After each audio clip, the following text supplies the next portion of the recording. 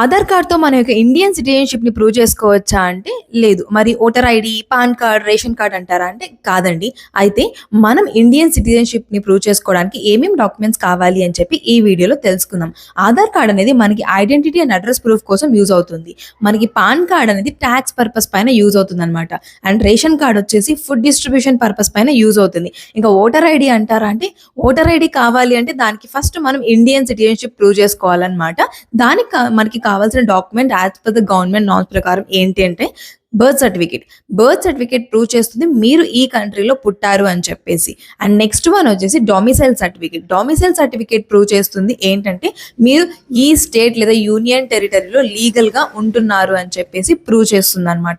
ఈ యొక్క డాక్యుమెంట్స్ రేపొద్దున మీకు గవర్నమెంట్ జాబ్ కావచ్చు, పాస్పోర్ట్ టైంలో కావచ్చు, మీకు లీగల్గా ఇండియన్ సిటిజన్షిప్ని ప్రూవ్ చేసుకోవడానికి ఈ 2 సర్టిఫికేట్స్ అనేవి యూజ్ అవుతాయి అన్నమాట. ఓకే, ఇలాంటి మరిన్ని అప్డేట్స్ కోసం నా పేజ్ని ఫాలో అయిపోండి.